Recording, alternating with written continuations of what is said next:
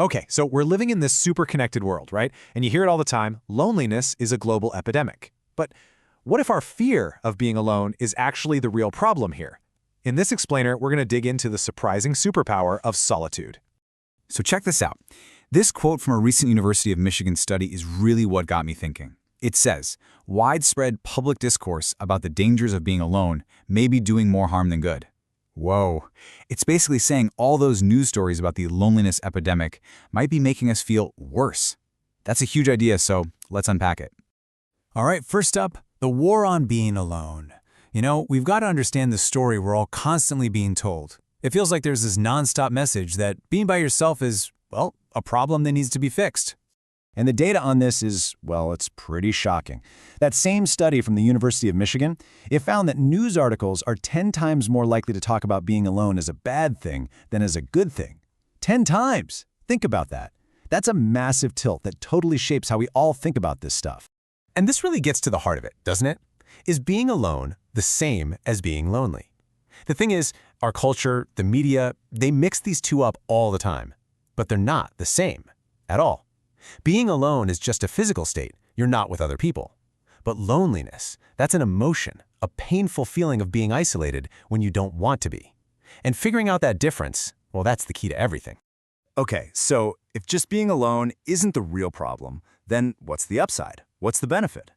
To get to that, we actually have to take a little detour and bust a huge myth about creativity, because that's where the superpower of solitude really comes into play. Yeah, the lone genius is a myth. You know the image, right? That inventor all by themselves having a sudden eureka moment. We love that story. But the research, it shows that's almost never how it actually happens. Real creativity is so much more than just one person's brilliant idea. So what replaces that myth? It's this idea called the systems model of creativity. It comes from a psychologist named Mihaly Csikszentmihalyi. I know, it's a mouthful. He basically argued that creativity isn't a solo act. It's a whole system, a social process with a bunch of moving parts, and the individual creator is just one of those parts.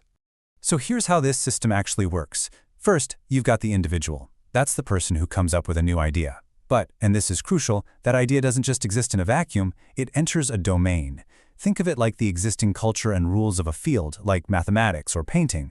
And finally, that idea is judged by the field. These are the experts, the gatekeepers, the people who decide if the new idea is legit and worth keeping. So an idea only becomes truly creative when all three of these pieces, the individual, the domain, and the field, all click together.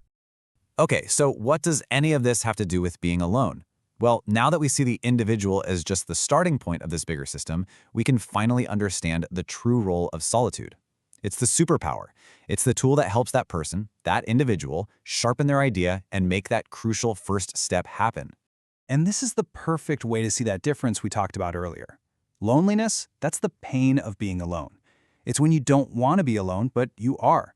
Solitude, on the other hand, is the joy of being alone. It's something you choose. It's when you decide, hey, I need some time to myself to think, to work, to just be. And don't just take my word for it. Listen to this. Steve Wozniak, the co-founder of Apple, said, "I don't believe anything really revolutionary has been invented by committee. Work alone." I mean, that's pretty direct, right? He's saying the real game-changing ideas don't come from brainstorming sessions. They come from focused, individual work. And it wasn't just the tech guys. Albert Einstein said, "The monotony and solitude of a quiet life stimulates the creative mind." So you've got Wozniak and Einstein saying basically the same thing. You start to see a pretty powerful pattern emerging here, don't you? So what's the magic here? How does solitude actually fuel creativity? Well, for one, it protects your brand new, maybe kind of weird ideas from groupthink, right? Nobody can shut you down if you're the only one there. That freedom lets you get into that deep concentration, that flow state everyone talks about. It also fires up what's called intrinsic motivation. That's when you do the work just because you love it, not because you're looking for a pat on the back. And finally, when you're not worried about what other people think, you give yourself permission to be truly, wonderfully original. But, and this is a big but, we need to be real here. It's not all sunshine and creative breakthroughs.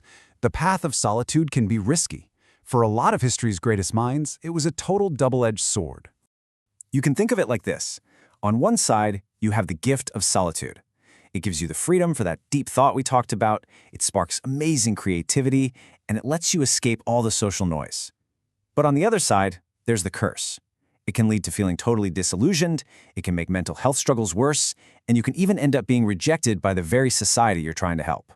And you can see this gift and a curse dynamic playing out in the lives of so many famous figures. I mean, think about Isaac Newton or Emily Dickinson. Their genius absolutely flourished in solitude. But then you have people like Nikola Tesla or Friedrich Nietzsche, who paid a really heavy price. They struggled with intense isolation.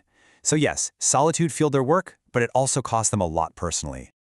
So if solitude can be this incredible gift and a terrible curse, how do we get the good without the bad? How do we master this thing? Well, it turns out the answer isn't about changing our situation. It's about changing what's going on in our own heads. And this brings us right back to that incredible University of Michigan research. Their big conclusion, the main takeaway is this: your experience of being alone is shaped by one thing, and one thing only, your mindset. And this chart just lays it out so clearly. The study found that people who went into alone time with a negative mindset, thinking, oh, this is going to be lonely, their well-being actually went down. But look at the other side. People who saw being alone as a positive opportunity, their well-being didn't just stay the same, it shot up. Time alone actually made them feel better. It was restorative. So what does this all mean for us?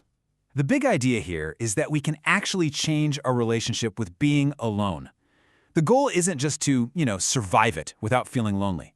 The real goal is to reframe it, to start seeing it as an asset, a valuable tool for creativity, for rest, for just figuring yourself out. Look, at the end of the day, spending time alone is just part of being human. It's inevitable. We can't avoid it, and maybe we shouldn't even want to. So the real question isn't, how do I avoid being alone? The real question is, the next time you are, how are you going to use it?